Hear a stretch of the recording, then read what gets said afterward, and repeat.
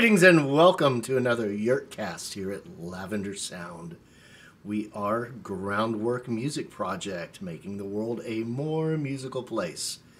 And today we're going to talk about the ukulele. Groundwork Music Project uses the ukulele in a whole bunch of our educational programs.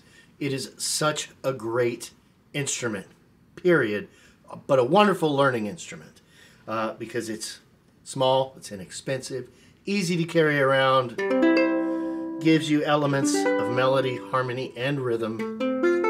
You can play a melody, or you can sing a melody along with its harmony. La la la la la. Easy for little hands and young learners. We've used the ukulele in programs that we do with kids as young as 2, 3, and 4 years old because they can hold it in their lap or press it up against themselves like this and strum with their thumb. They can learn to strum. They can learn to pluck. They can learn to name the strings. G, C, E, A. But obviously it is not just an instrument for kids, and there are tons of adults and lifetime learners who love playing the ukulele. Let's talk a little bit about the varieties of uke. This is a soprano uke, smaller ukulele, less expensive, but also has a very distinct sound. Probably the most sort of prototypical sound that you would think of when you think of a ukulele is that small, light little instrument with a really light, high-end kind of sound. Personally, I came at the ukulele as a guitar player first. I like kind of a little more low end, and I like kind of a little larger ukulele. So here's the soprano. I'm going to set that aside. And I'm going to show you the ukulele that I like to play sort of most frequently. I've got this great one for stage it's called a tenor uke. Still, G, C, E, A. As not all ukuleles are tuned this way, but a lot are. And I love doing, instead of just the plucking, I really like doing harmonized arrangements on a ukulele, where I'm playing melody and harmony at the same time.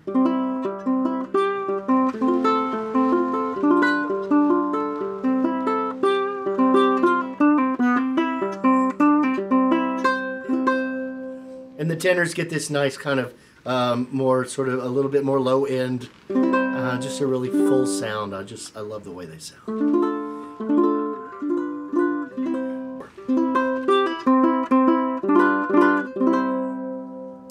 So that's a tenor uke. If you are a regular ukulele player, you may have noticed when I play G, C, E, A that I'm starting with this low note, this low G, and it may sound different to you than what you're accustomed to. That's because the default, most ukuleles are strung up with a high G right here.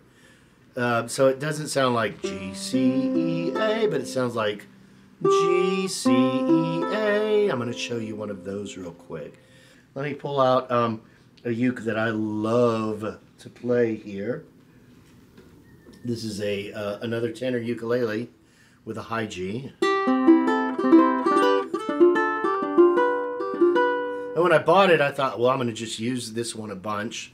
I really liked it. I like the way it looks. I love the way it sounds. But I didn't want to change out the high G because I think it really suits this particular instrument. You'll notice with a high G, you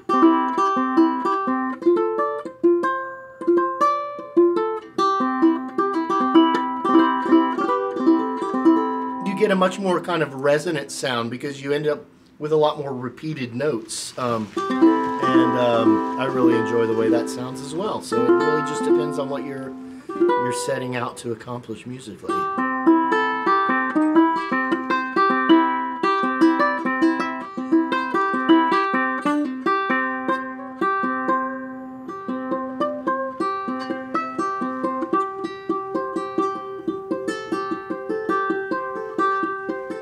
Really, really nice stuff you can get.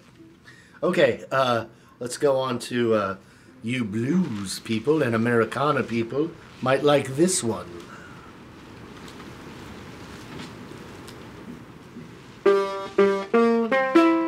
A resonator uke, a Ukulele. You have this metal encasing, and then you have this cone resonator inside.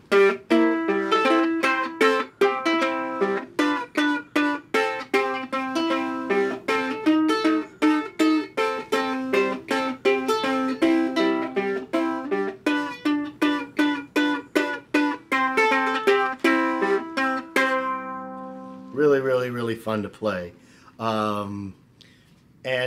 This is a concert uke. Somewhere in between the soprano and the tenor is the concert-sized ukulele.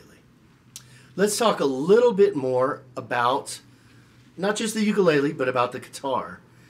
If you learn to play the ukulele, there's all sorts of things that are going to apply on a guitar.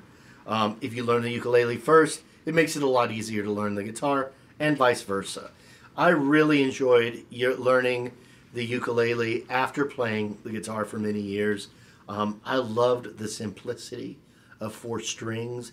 It helped me grasp a lot of things about music and harmony that were just easier when you're just kind of considering it with a set of 4 strings.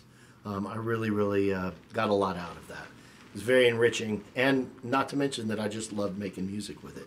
So let's just take a look at a guitar real quick. If I can reach over here without knocking all the other instruments over. Here is a classical nylon string guitar. And so just listening to a uke, you can hear. Listening to a uke, you can hear. Bum, bum, bum, bum. Well, here's the same melody in a different key. That's one way to think about it. Right? Instead of G, C, E, A, now we have D, G, B, E, but the relationships between the notes are the same. So any chord shape you learn on these 4 strings here are going to be relevant on both a ukulele and on a guitar.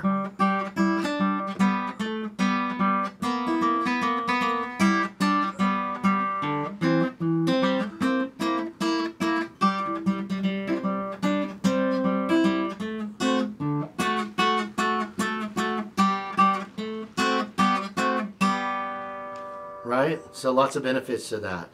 And if you really, really, really want to, if you just are longing for the fundamentals of a ukulele and you only have a guitar around, I'm going to show you a little parlor trick here.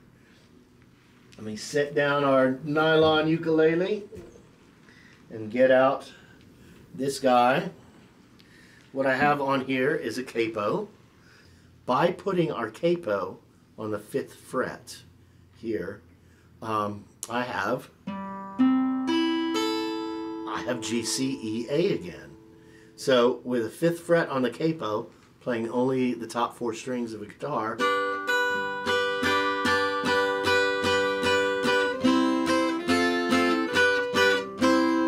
it's exactly the same as playing a ukulele in terms of shapes that you're using, patterns, and the key. Everything will be just the same as if you were playing it on a ukulele. So, that's what we've got for you today. Hope you've enjoyed this little orientation about uke and guitar. We have lots more to come. We're going to talk a lot about how to play both instruments. Definitely a lot of ukulele content. There's already a lot up on the website. Let us know what you want to see more of, and have a wonderful musical day.